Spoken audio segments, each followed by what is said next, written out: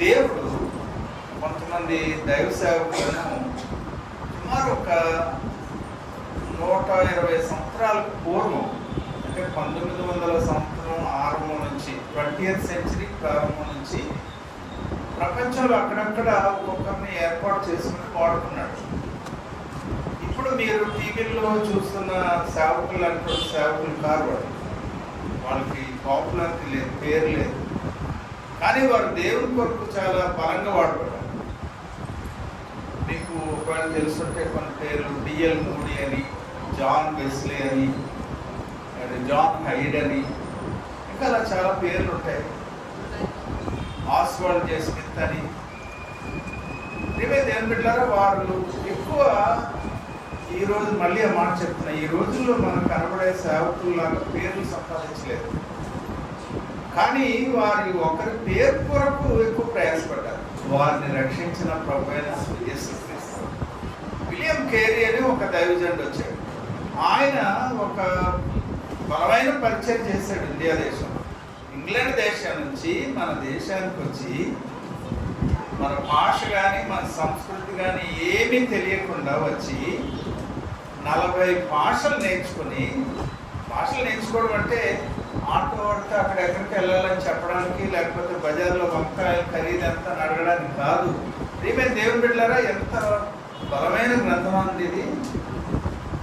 So ఈ గ్రంథాన్ని ఆయన గ్రీకు భాషలో నుంచి, హెబ్రీ భాషలో నుంచి, ఇంగ్లీష్ భాషలో నుంచి మన దేశంలో 40 భాషల్లో ట్రాన్స్లేట్ చేయాలనుకున్నాడు. అందుకని వాక్యం భాష నేర్చుకున్నాడు. నేను ఆయన తెలుగులో రాసిన స్క్రిప్ట్ ఉన్న పుస్తకం నా దగ్గర ఉండేది. మన తెలుగు భాష నేర్చుకుని మన తెలుగు భాషలో బైబిల్ని ట్రాన్స్లేట్ చేయడానికి ప్రయత్నం చేశారంటే ఎంత గొప్ప సేవకుడు. ఇలాంటి సేవకుల్ని దేవుడు ప్రారంభంలో, అంటే 20వ శతాబ్దం ప్రారంభంలో మన దేశంలో వాడుకున్నాడు. 1904 సంవత్సరం నుంచి 6వ సంవత్సరం వరకు ప్రపంచం అంతా కూడా, అమెరికాలో, ఇంగ్లాండ్లో, ఆస్ట్రేలియాలో, మన దేశంలో కూడా అనేక చోట్ల ఉజ్జీవం వచ్చింది. దాని ఇంగ్లీష్లో రివైవల్ అంటారు. అసలు ఉజ్జీవం అంటే ఏంటి? ఒక టైం వచ్చేటప్పటికి చర్చిలన్నీ కూడా, క్రైస్తవులందరూ కూడా చక్కగా దేవుడిచ్చిన దీవెనలు అనుభవిస్తూ ఆనందిస్తూ, మనం చూడండి, మనకు విస్తరాకులు వాడతాం, లేకపోతే పేపర్ ప్లేట్ ఎవరైనా మళ్ళీ దాచుకుంటారు లోపల. సో ఈ పేపర్ ప్లేట్లు ఎలాగైతే మనం పడేస్తామో, దేవుడిచ్చిన ఆశీర్వాదాలని అనుభవిస్తూనే ఆ దేవుని పక్కన పడేశారు క్రైస్తవులు. సో అప్పుడు ఏమవుతుందండి? పెద్ద పెద్ద చర్చిలు కట్టారు, దేవుడు ఎన్నో దీవెనలు ఇచ్చి అందరినీ, వారిని మంచి మంచి ఇళ్ళు ఇచ్చాడు, ఉద్యోగాలు ఇచ్చాడు, వ్యాపారాలు ఇచ్చాడు, ఆనందిస్తున్నారు. కానీ అసలు ఒక ఆయనకి సంతోషం లేదు. ఎవరైనా ఇవన్నీ ఇచ్చిన దేవుడు, ఆయనకి సంతోషం లేకుండా, ఆయనకు కృతజ్ఞత చెల్లించకుండా మనం ఎన్ని కలిగి ఉంటే దానికి లాభం ఏంటండి? సో దాన్ని ఏమంటామంటే, మనం ఆత్మ సంబంధమైన జీవితంలో చల్లారిపోవడం. పేరుకు చూడండి, ఒకసారి మీరు ప్రకటనలను తెరవండి. మీరు ఉజ్జీవాన్ని గురించి మాట్లాడవలసి వస్తే ప్రకటనలను 2వ అధ్యాయం 3వ అధ్యాయం చదివితే చాలు. అక్కడ ఒక మాట చదువుతున్నాను చూడండి. 2వ అధ్యాయంలో నేను 2వ వచనం నుండి చదువుతున్నాను. ఎఫెసులో ఉండే సంఘానికి పునరాస్తూ, నీ క్రియలను, నీ కష్టమును, నీ సహనమును నేను ఎరుగుదును. నీవు దుష్టులను సహింపలేవనియు, అపోస్తలులు కాకయే తాము అపోస్తలులమని చెప్పుకొని వారిని పరీక్షించి వారు అబద్ధికులని నీవు కనుగొంటివనియు, నీవు సహనం కలిగి నా నామము నిమిత్తము భారము భరించి అలయలేదనియు నేను ఎరుగుదును. అయినను, తెలుగులో అయిననుకు మరొక పదం వాడుతుంది. ఎంత పదం? కానీ. అవునా? మాకు ఒక మంచి దైవసేవకుడు మాతో మన ప్రభులో నడిపించేవారు, జగ్గారావు గారు. ఆయన గొప్ప ఆత్మ సంబంధంగా చాలా వండర్ఫుల్ మ్యాన్ ఆఫ్ గాడ్. ఆయన ఏమనేవాడంటే, ఈ కానీ చాలా కానిది అనేవాడు. ఎక్కడన్నా కానీ అనే పదం వచ్చిందంటే తేడా వచ్చిందన్నమాట. ఇప్పుడు చూడండి, మళ్ళీ చదువుతున్నాను చూడండి. అయినను లేక కానీ మొదట నీకుండిన ప్రేమను వదిలించమని నేను నీ మీద తప్పు ఒకటి మోపవలసి ఉన్నది. చల్లారిపోవడం అంటే అది.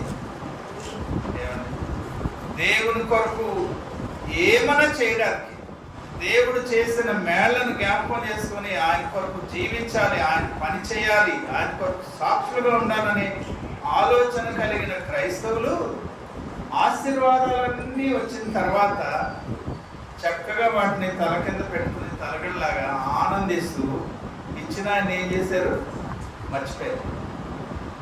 మొదటి ప్రేమ వారికి ఇప్పుడు లేదు. ఇంకొక విషయం చదువుదాం చూడండి. 3వ అధ్యాయంలో సార్దీస్ అనే సంఘానికి ఒకతను రాయమన్నాడు. ఏమని చెప్పాడో చూడండి. నీ క్రియలను నేను ఎరుగుదును. 1వ వచనం 2వ భాగంలో చూశాను. ఏమనగా జీవించుచున్నావన్న పేరు మాత్రం ఉన్నది కానీ నీవు మృతుడవే. జీవిస్తున్నావనే పేరు మాత్రం నీకుంది కానీ నీవెవరివి? మృతుడవే. ఆత్మ సంబంధమైన జీవితంలో ఈ సార్దీస్ సంఘానికి దేవుని ఆత్మ లేక యేసుక్రీస్తు ఇస్తున్న హెచ్చరిక ఏంటంటే, నువ్వు జీవిస్తున్నావన్న పేరు మాత్రమే నీకుంది కానీ నీవెవరివి? చచ్చిపోయావు. ఇది ఎంత భయంకరమైన అనుభవం ఒకసారి ఆలోచించేది. సో 20వ శతాబ్దపు ప్రారంభంలో అలాంటి స్థితిలోకి క్రైస్తవ సంఘాలు దిగజారిపోయాయి. కానీ ప్రేమగల దేవుడు విడిచిపెట్టలేదు. ఆయన ఏం చేశాడంటే మళ్ళా ఒకసారి కదిలించాడు మనుషులు. ఎందువల్ల కదిలించాడంటే ఆయనకి ఇష్టం అది, ఆయన ఏర్పాటు అది. అదే సమయంలో ఎక్కడో అక్కడక్కడ కొంతమంది దేవుని సేవకులు, దేవుని బిడ్డలు వారు చిన్న గుంపులుగా ప్రార్థన చేయడం మొదలుపెట్టారు. సో స్పిరిచువల్గా ఎలాంటి స్థితిలో ఉండేవారు ఇప్పుడు ఎక్కడికి వచ్చాము అనే ఆ ప్రశ్న వేసుకున్న వారు దేవుని సన్నిధిలో మోకరించి ప్రార్థన చేయడం మొదలెట్టారు.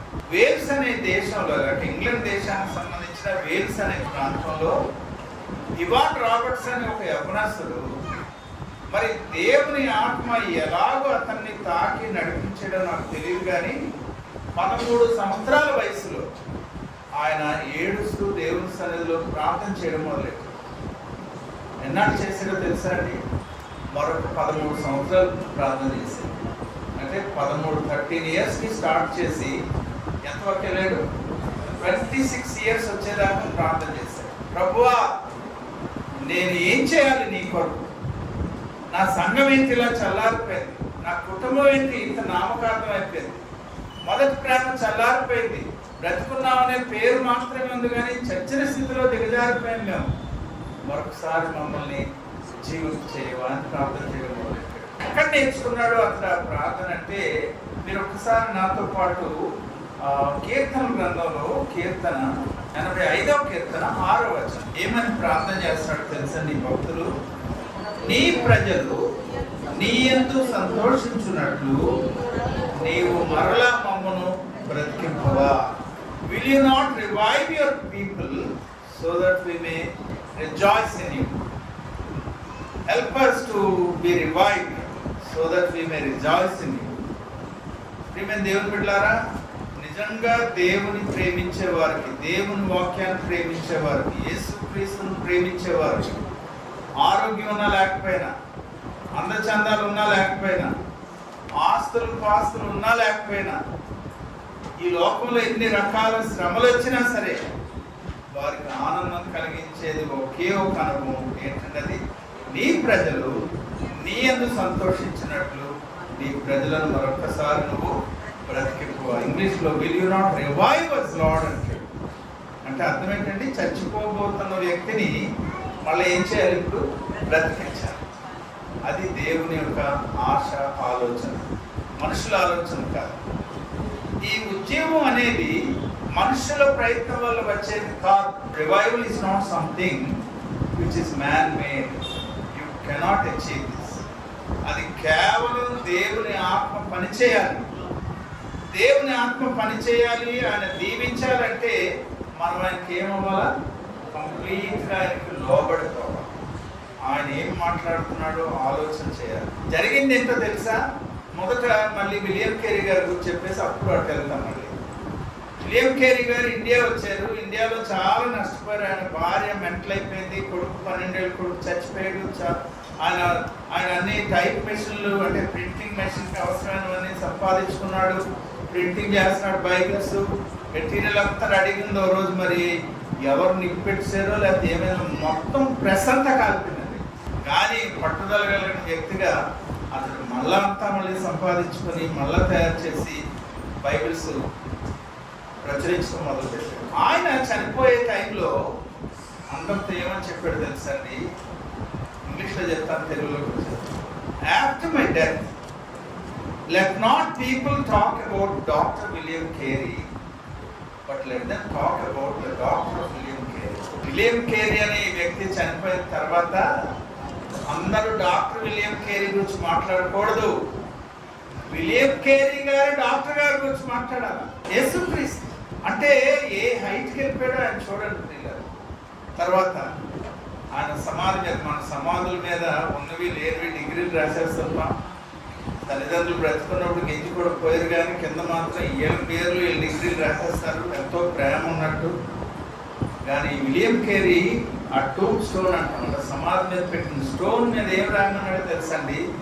నేను ఒక సామాన్యమైన సాధారణమైన పురుగుని, నా ఆత్మని నీ సన్నిధిలో చేర్చుకో ప్రభు అని రాయమన్నాడు. ఎంత దీనుడండి ఆయన! చెప్పాలంటే ఆయన గురించి ఎన్నన్నా రాయొచ్చు అక్కడ, కానీ ఆయన ఏమన్నాడు? నేను కేవలం ఒక పురుగు వంటి వాడు, నా ఆత్మను నీ సన్నిధిలోకి చేర్చుకోవాలి. అదండి క్రైస్తవుడు అంటే, అదండి కమిట్మెంట్, సమర్పణ అంటే. సరే, ఇప్పుడు మళ్ళీ వేల్స్ దేశంలోకి వెళ్ళిపోతాం. ఇవాన్ రాబర్ట్స్ ప్రార్థన చేస్తుంటే సడన్ గా దేవుడు ఉద్యోగం పంపించాడు. ఉద్యోగం అంటే ఏంటని చెప్పుకున్నాం? దాదాపుగా చావుకు సమీపంలో వెళ్ళిపోవడం. దేవుడు అలాంటి వాళ్ళని మళ్ళీ బతికించడం మొదలెట్టాడు. ఉద్యోగం అనేది ఒక మంటలాంటి ట్రైలర్. కమ్మలపాకు అంటుకుంటే దాని లక్షణం ఏంటండి? ఆ చివరిని ఒక పాకు అంటుకుంటే ఈ చివరికి వచ్చేదాకా ఆగదు. అది ఉద్యోగం అంటే. నిజంగా కనుక ఒక వ్యక్తి మార్పు చెందితే, గమనించండి ప్రియులారా, దిగజారిపోయాను, చల్లారిపోయాను, దేవుని పట్ల మొదట నాకుండిన ప్రేమలో నేను తగ్గిపోయాను, కేవలం బ్రతుకున్నాననే పేరు మాత్రమే నాకు వచ్చేసింది, కానీ ప్రజల ముందు బతుకున్నట్టు కదులుతున్నాను, కానీ నిజంగా నేను ఎలాంటి స్థితిలో ఉన్నాను, ఇప్పుడు చచ్చిన స్థితిలోకి వెళ్ళిపోయానని ఎవరైతే గుర్తిస్తారో వారిని దేవుడు మళ్ళా ఏం చేస్తాడు? జీవించేస్తాడు. అలాంటి ఒక వ్యక్తి ఇక్కడ కూర్చుంటే ఆ వ్యక్తి ఒక్కతే మిగిలిపోరు. ఏమవుతుంది? నెమ్మదిగా ఒక కమ్మల పాకగా మొదలెడితే మంట ఎక్కడికి వెళ్ళాలా? చివరికి వెళ్ళాలి. ఒకవేళ మన కుటుంబంలో ఉద్యోగం లేకపోతే, ఒకవేళ మన సహవాసంలో ఉద్యోగం లేకపోతే ఎక్కడో పొరపాటు ఉంది, ఎక్కడో లోపం ఉంది, ఎక్కడో దేవునికి మనం దూరం అయిపోయాం, ఎక్కడో దేవుణ్ణి వాడుకునే స్థితిలోకి దిగజారిపోయాం. దేవుడు మనల్ని వాడుకోవడం మానేసి మనం దేవుని వాడేసుకుంటాం. మైకుల ముందు నిలబడి, టీవీల ముందు నిలబడి కొంతమంది డైరెక్ట్గా స్వస్థతలు, కొంతమంది ఆన్లైన్ స్వస్థతలు కూడా చేసే సేవకులు తయారైపోతున్నాం. కాకపోతే ఎంతమంది నిజంగా పూర్తిగా స్వస్థత పొందారో మాత్రం మళ్ళీ అక్కడ రావు రిపోర్ట్లు. సో పేరు ఎవరికి వెళ్ళిపోయింది? కొంతమంది సహవాసాలు మంచి ప్రార్థన చేసే బ్రదర్స్ కానీ సిస్టర్స్ బాగుంటారు. అమ్మో, వాళ్ళు కానీ ప్రార్థన చేస్తే ఇంకా మరి చెప్పలేము. పేరు ఎవరికి వెళ్ళిపోయింది? సిస్టర్స్కి. అంటే ఏమవుతుంది అన్నమాట? నెమ్మదిగా ఉద్యోగం ఏమవుతుంది? చల్లారిపోతుంది. అంత గొప్ప దైవజనుడు ఏమన్నాడు? నా గురించి కాదు, నన్ను రక్షించుకున్న నా ప్రభు, నా డాక్టర్, ఆయన గురించి మాట్లాడాలంటే మనం ఏంటంటే ఓ చిన్న స్వస్థత వచ్చేటప్పటికి 9 కృపావరములు గల సేవకుడని ప్రింట్ చేయించుకుంటారండి. అన్నట్టు వాళ్ళకి తెలియని ఒక విషయం ఏంటంటే కృపావరాలు 9 కాదు, 18 ఉన్నాయి. మరి మిగిలిన 9 ఏం చేశారు? ఒక దగ్గర ప్రారంభమైన ఉద్యమం దేవుని కృప వల్ల మన దేశానికి కూడా వచ్చింది. కృపపడవలసిన విషయం చెప్తాను. మన దేశంలో కూడా పంజాబ్ దగ్గర మొదలుపెట్టేప్పటికి డివైడ్ అవ్వలేదు కంట్రీ. మొత్తం దేశం అంతా కలిసి ఉండేది. పాకిస్తాన్ అవన్నీ వేరవ్వలేదు. పంజాబ్లో సయాల్కోట్ అనే దగ్గర మొదలుపెట్టి కన్యాకుమారి దాకా ఉద్యోగం రావాల్సిందండి. అన్నట్టు ఆ ఉద్యోగం మధ్యలో ఏ రాష్ట్రం ఉంది? మన రాష్ట్రం ఉంది, చిన్న రాష్ట్రం. అప్పుడు కంబైన్డ్ స్టేట్. యాక్చువల్గా అప్పుడు మెడ్రాసు, ఒరిస్సా అన్ని కలిపి ఒకటే రాష్ట్రం. ఆ రోజుల్లో ఒంగోలు అనే ఒక ఊరిలో ఉద్యోగం వచ్చిందండి. జుయెట్ అని ఒక దైవజనుడు, ఆయన ఏ దేశం మర్చిపోయాను కానీ ఆయన సమర్పించుకొని ఇండియా వచ్చి చాలా సేవ చేసి ఆ సంఘాన్ని స్థాపించాడు. అపొస్తలుల కార్యములు 2వ అధ్యాయంలో మీకు ఒకే రోజు 3,000 మంది బాప్తిస్మాలు తీసుకున్నట్టు వాక్యంలో చూస్తాం. అపొస్తలుల కార్యములు 2వ అధ్యాయం 41వ వచనం. కాబట్టి అతని వాక్యము అంగీకరించిన వారు బాప్తిస్మము పొందిరి. ఆ దినమందు ఇంచుమించు 3,000 మంది చేస్తారు. 3,000 మంది ఒకే రోజు బాప్తిస్మం తీసుకున్నారు. ఎప్పుడు? క్రీస్తు శకం 34లో. యేసు ప్రభు చనిపోయి సమాధిలోకి వెళ్ళి తిరిగి లేచి 40 రోజుల వరకు ఉండి తర్వాత ఆరోహణం అయ్యాక మరో 10 రోజులు పోయాక పేతురు ప్రసంగం చేస్తాడు. ప్రసంగం చేసిన వెంటనే దాదాపు 3,000 మంది మారు మనసు పొంది బాప్తిస్మం తీసుకున్నారు. అది హిస్టరీ రికార్డ్ అన్నమాట. ఒంగోలులో దేవుని వాక్యం ఫలించి దేవుడు అద్భుత కార్యం చేస్తే ఏం జరిగిందో తెలుసా? ఒకే రోజు 2,222 4 2s 2,222 ఒకే రోజు బాప్తిస్మం తీసుకున్నారు. యెరూషలేంలో ఆ క్రీస్తు శకం 34లో జరిగిన తర్వాత మళ్ళీ రికార్డ్ బ్రేక్ ఎక్కడంటే ఒంగోలు. అక్కడి వరకు సంతోషకరమైన మార్పు. ఇప్పుడు మీరు వెళ్ళండి ఒంగోలుకి, ప్రతి వారం పోలీసులు వచ్చి నిలబడుతున్నారు చర్చి ముందు. ప్రతి వారం 2 పాస్టర్లు పుల్పిట్ మీద వచ్చి నేను పాస్టర్ అంటే నేను పాస్టర్ అంటాడు. అక్కడ కూడా జనాలు 2 భాగాలు అయిపోయారు. ఇటు వారందరూ అతను సపోర్ట్ చేస్తారు, ఇటు వాళ్ళందరూ ఇటు సపోర్ట్ చేస్తారు. కేకలు, పాటల బదులు సాక్ష్యాల బదులు కేకలు, అరుపులు అవుతున్నాయి. ఆఖరికి ప్రసంగం లేదు. పోలీసు వాళ్ళు అంటారు త్వరగా బయటకు వెళ్తారో లాఠీ చార్జ్ చేయమంటారు. ఒక దేవుని సేవకుడు లేక ఆయన చోట్ల దేవుని బిడ్డలు చాలా తగ్గింపుతో వారు ప్రార్థనలు చేసి దేవుని కార్యాన్ని వారు మొదలు పెడితే అది మంట వ్యాపించి ఇన్ని దేశాలకు వస్తే మనం ఇప్పుడు ఏం చేసాం? దాన్ని కాపాడుకోలేము. సో ఉద్యోగం చల్లారిపోయిందంట లేదంట.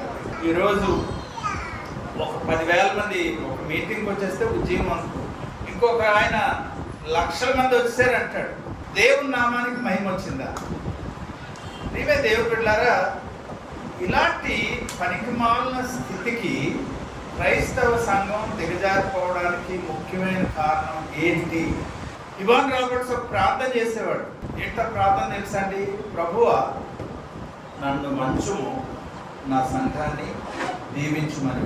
లార్డ్ బెన్ me and bless my church అని. బెన్ మీ అంటే అంత సులువు అండి. నాలాంటి ఉంటాడు అంతే.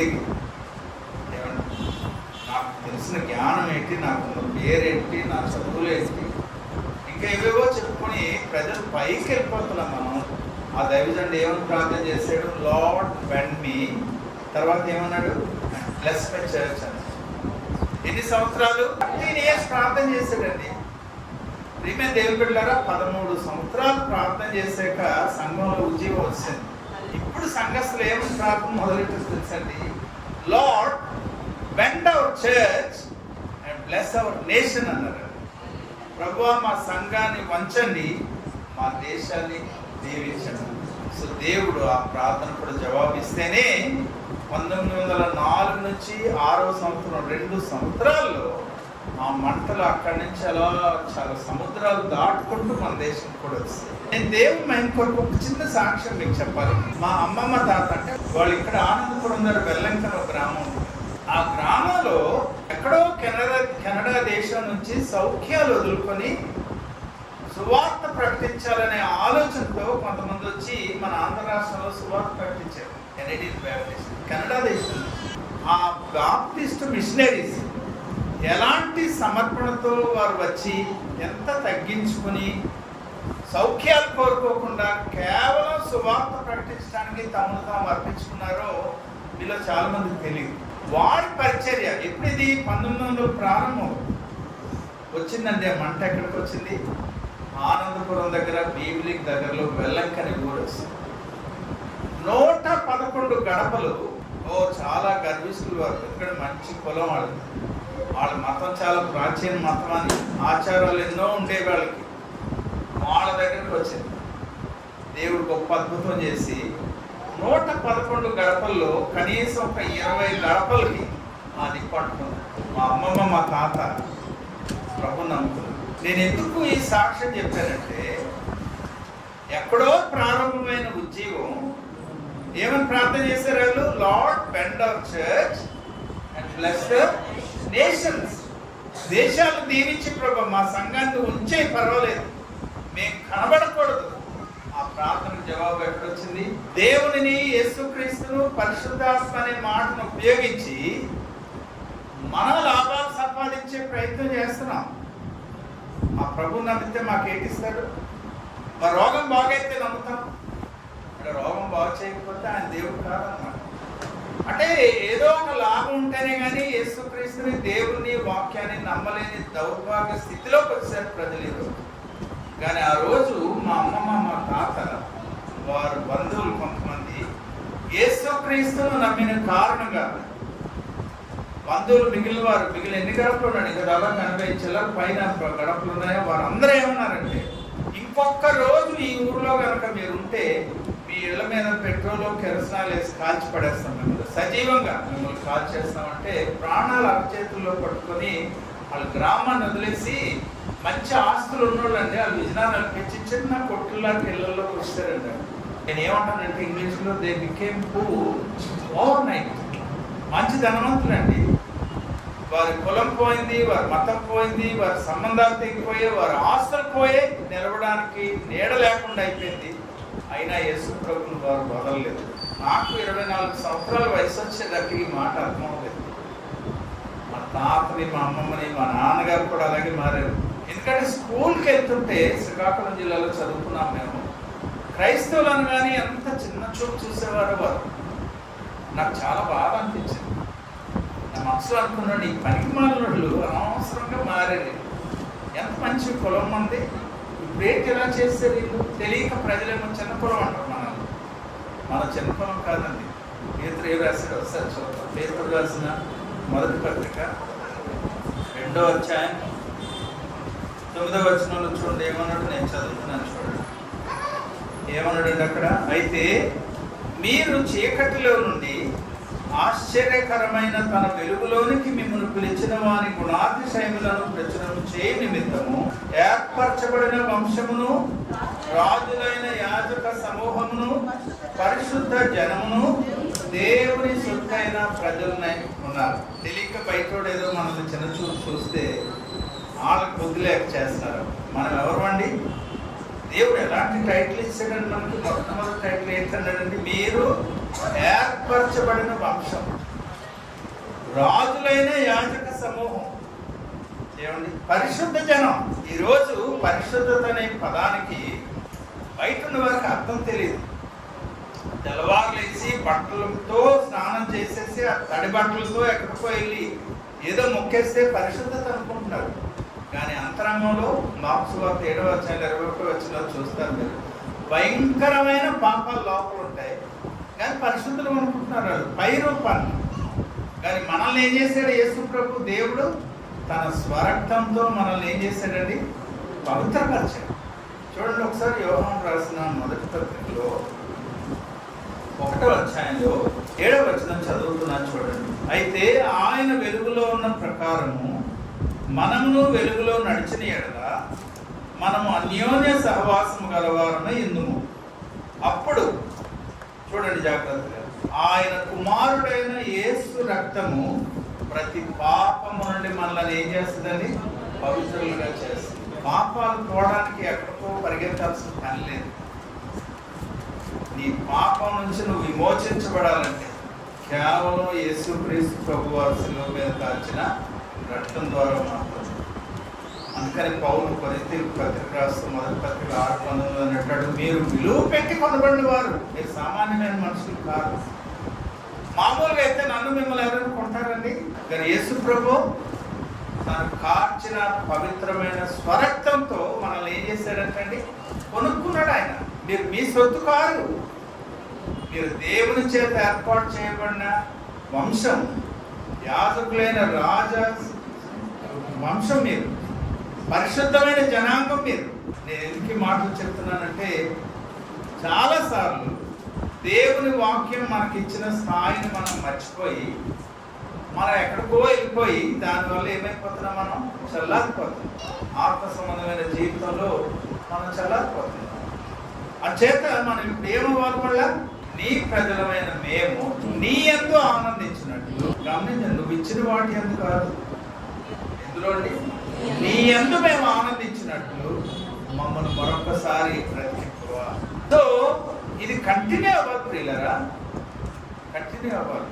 అలా కాని పక్షంలో నేను చెప్పాను, సంతోషకరమైన వర్తమానం ఇంగ్లాండ్ దేశం నుంచి, వేల్స్ దేశం నుంచి, అమెరికా నుంచి మీకు ఏమేమి జరిగాయి, కెనడా నుంచి ఏమేమి జరిగాయి చెప్పాను. చివరికి దుర్వార్త ఏం చెప్పానండి? ఈరోజు చర్చిగా లేదు. దానికంటే రాజకీయ పార్టీలు బెటర్.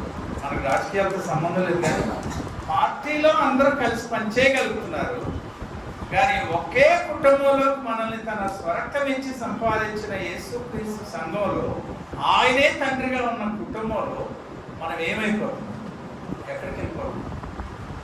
దేవుని బిడ్డలుగా దేవుడు అంత ఉన్నతమైన స్థానాన్ని మన కొరకు ఏర్పాటు చేస్తే దాన్ని కోల్పోయి దిగజారిపోయి లోకంతో ఏమీ కాకుండా కలిసిపోయి లోకస్తులకి మనకి తేడా లేని దౌర్భాగ్య స్థితిలోకి మనం దిగజారిపోవడానికి అతి ప్రాముఖ్యమైన కారణం ఏంటో తెలుసండి?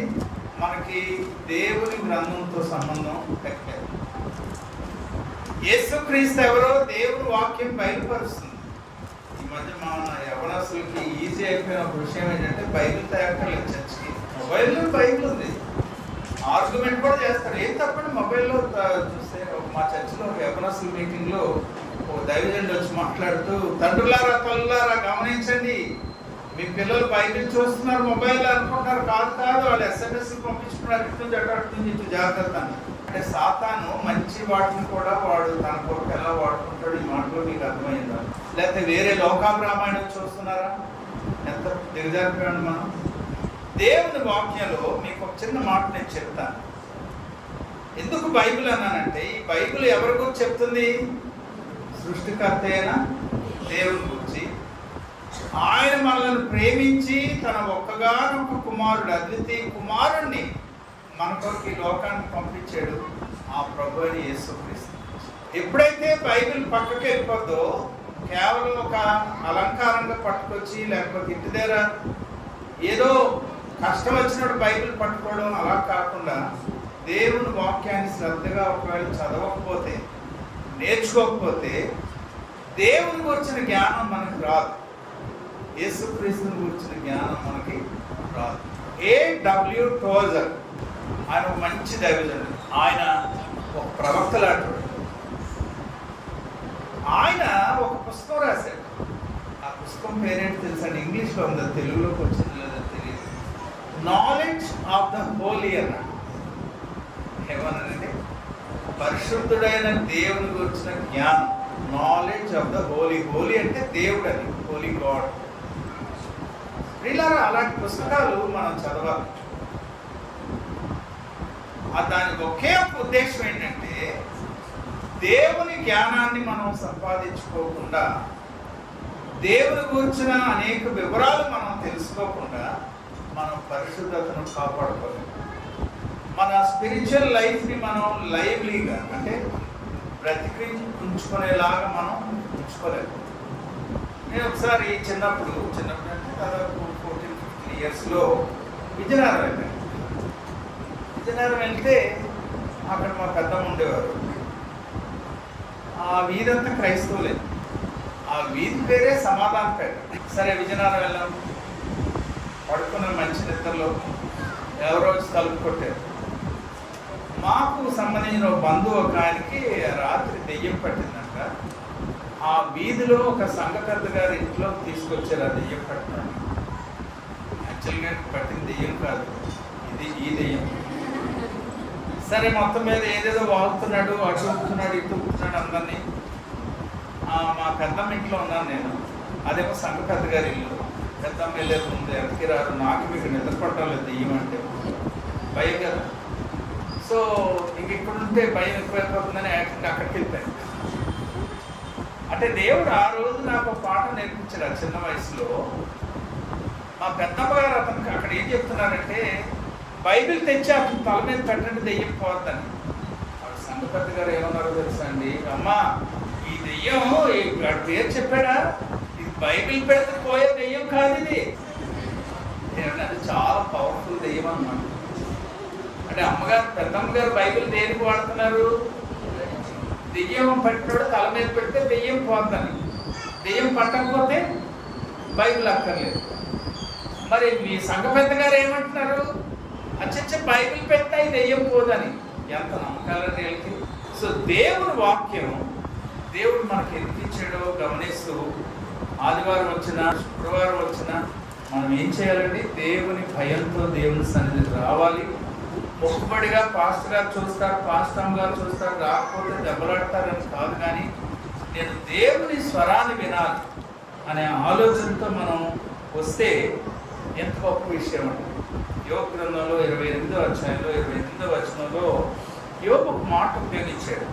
ఏమన్నాడు చూడండి, యెహోవా యందలి భయభక్తులే జ్ఞానమనియు దుష్టత్వమును విడిచుటయే వివేకమనియు ఆయన నరులకు సెలవిచ్చాను. ఏదో కానుక తెచ్చేసేసాం, కానీ ఇక్కడ ఏమన్నాడంటే యెహోవా యందలి భయభక్తులే జ్ఞానమనియు దుష్టత్వము విడిచుటయే వివేచననియు ఎవరు సెలవిచ్చారు, దేవుడు నరులకు సెలవిచ్చాడు. వేరే మతంలో నువ్వు ఏ మతంలో ఉన్నా సరే గుడికి వెళ్ళేటప్పుడు భక్తి, గుడి దాటగానే మళ్ళీ నీ రక్తిలోకి వెళ్ళిపోవచ్చు.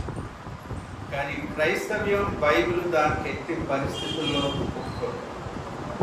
దేవుని యందు భయభక్తులు కేవలం గంట వరకు చర్చిలో ఉన్నప్పుడు లేకపోతే ఎక్కడో ఉన్నప్పుడు కాదు. నువ్వు ఎక్కడున్నా సరే, నువ్వు ఆఫీస్లో ఉన్నా సరే, సిటీ బస్సులో ఉన్నా సరే, కార్ డ్రైవ్ చేస్తున్నా సరే, వంట చేస్తున్నా సరే, దేవుని భయం నీ హృదయంలో నా హృదయంలో ఉండాలి. ఒకవేళ ఈ ప్రశ్నకు మీరు జవాబు ఉంది అని చెప్పలేకపోతే మనం మళ్ళీ ఎక్కడికి వెళ్ళిపోవాలి, ప్రకటన గ్రంథం 2వ అధ్యాయం 3వ అధ్యాయంలోకి. మొదట ప్రభువుని నమ్మినప్పుడు ఎంతో ప్రేమ, బట్ ఈరోజు ఆ ప్రేమ లేదు. బ్రతుకుందామనే పేరు మాత్రం ఉంది, కానీ దేవుడి దృష్టిలో మనం ఏమైపోయాం, చచ్చిన వాళ్ళు. చచ్చిపోయే వాళ్ళు మీరు గమనించండి, మీరు చూస్తుంటారు కోవిడ్లో వాటిలో లాస్ట్ మినిట్ దాకా వారు పోరాడుతూనే ఉంటారు చచ్చిపోకుండా బతికేయాలని. తెలుసా మీకు? కనీసం అది చూసన్న క్రైస్తవులు నేర్చుకోవాలి. మనం చచ్చిపోతున్నాం అనేది ఆ సిమ్టమ్ మనకు తెలియగానే మనం ఏం చేయాలా, పరిగెత్తాలి ప్రభు వైపు, దేవుని వాక్యం వైపు పరిగెత్తాలి.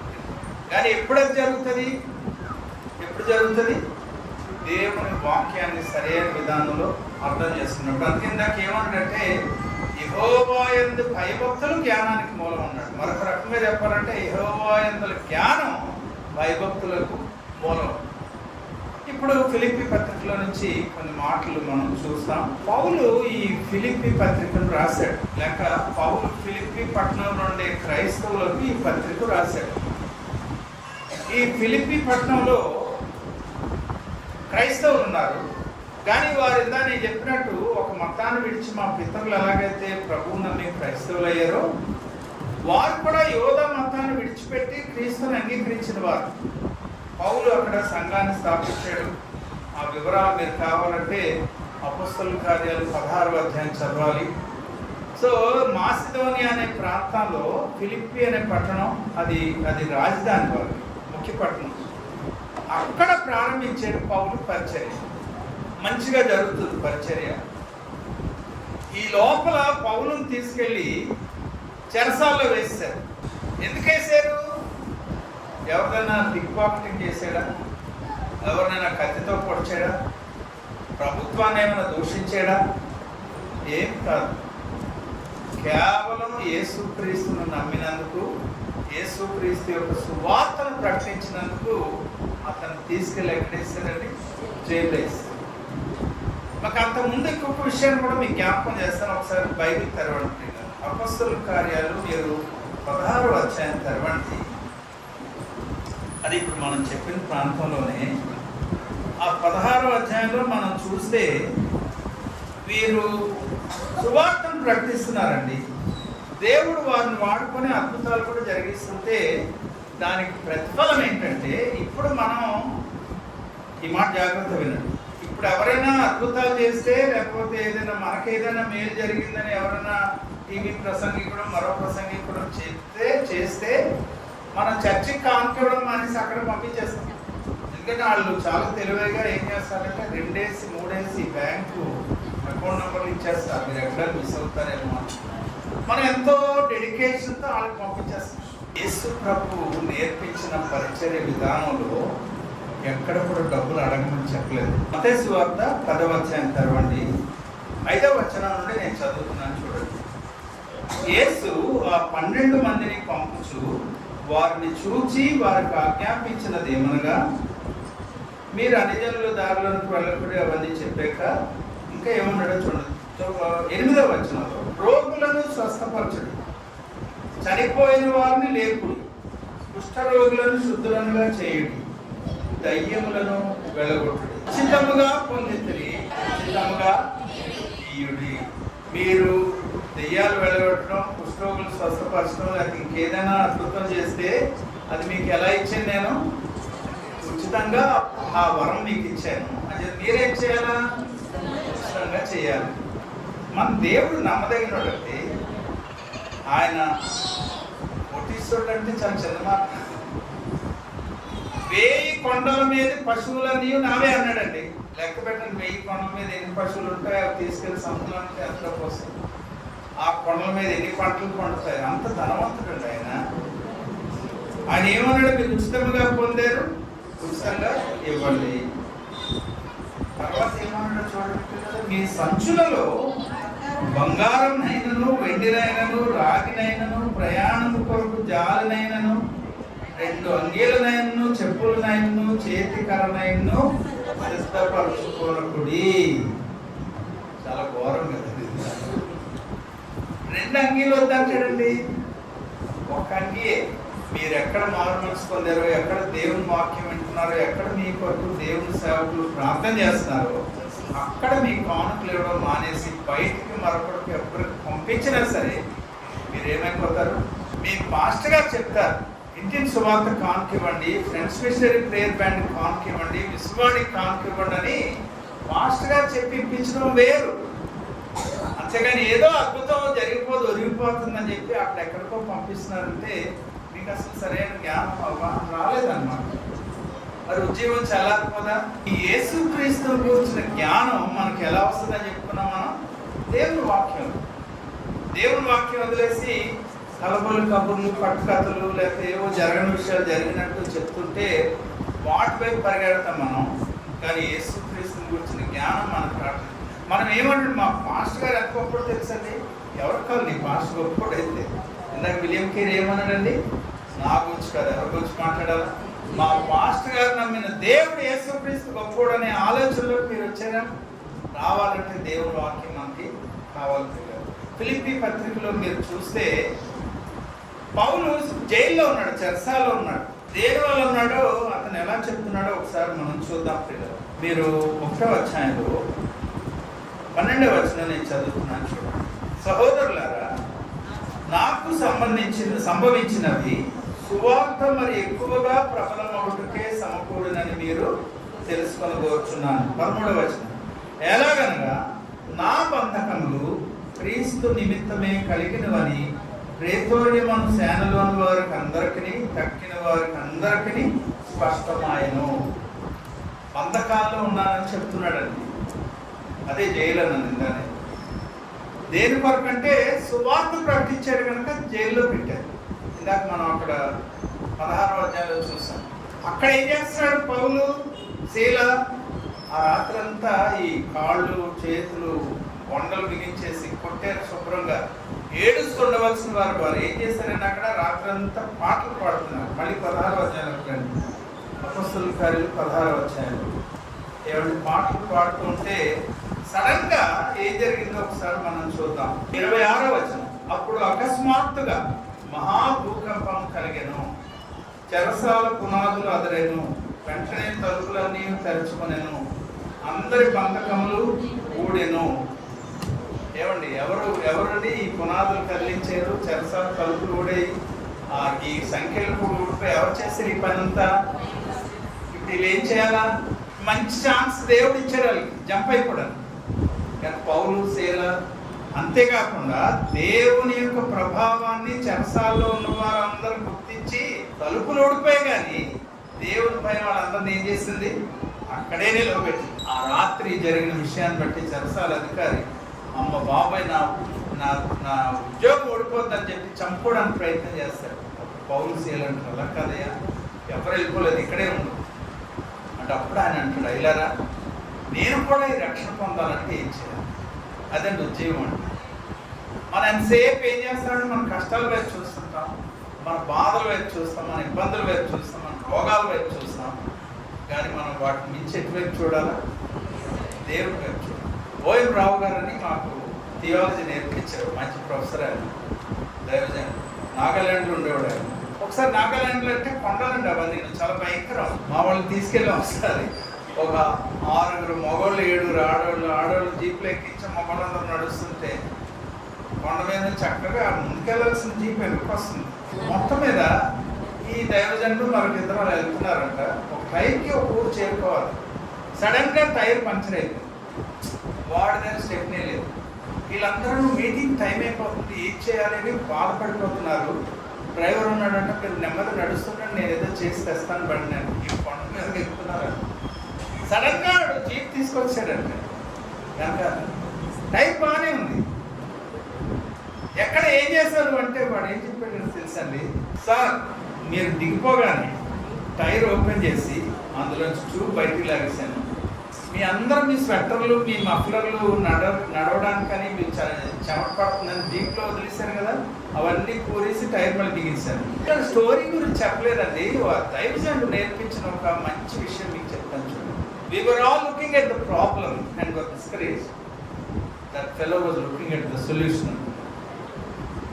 మేమందరం కూడా సమస్య వైపు చూసి అంత దూరం నడాలి, టైంకి వెళ్తాం లేదని అటువైపు చూస్తూ సమస్య వైపు చూస్తూ నిరుత్సాహపడ్డాం. బట్ వాడు ఈ సమస్య యొక్క పరిష్కారం ఎలాగైనా ఆలోచన చేశాడు. మీ దృష్టి నా దృష్టి ఎవరి మీద ఉండాలి? సమస్య మీద పరిష్కారం ఇచ్చే యేసు ప్రభు మీద. సమస్యను తీర్చగలిగే ప్రభు మనకు ఉన్నాడు. అలాంటి పరిస్థితులు మొత్తం ఆ జైలు అధికారి ఇంటి వారందరూ కూడా ప్రభుని నమ్మేసుకున్నారు.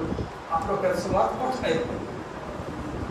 కానీ ఇప్పుడు ఫిలిప్పీ పత్రికలోకి వస్తే ఇప్పుడు ఎక్కడ ఉన్నాడు? మళ్ళీ జైల్లో ఉన్నాడు. రోమా పట్టణంలో జైల్లో ఉన్నాడండి. ఇప్పుడు ప్లేస్ మారింది. ఇంకా అతను ఏం చేస్తారో తెలియదు. కానీ అతను ఏమంటున్నాడో ఒకసారి మనం చూద్దాం. పిల్లలు ఎలా సంతోషిస్తున్నాడో చూడండి. 15వ వచనం, 1వ అధ్యాయం 15వ వచనం. కొందరు అసూయ చేతను కలహ బుద్ధి చేతను మరికొందరు మంచి బుద్ధి చేతను క్రీస్తును ప్రకటించున్నారు. సువార్తను ప్రకటించేవారు ఇన్ని రకాల మనుషులు ఉంటారు. ఎలాగంటండి?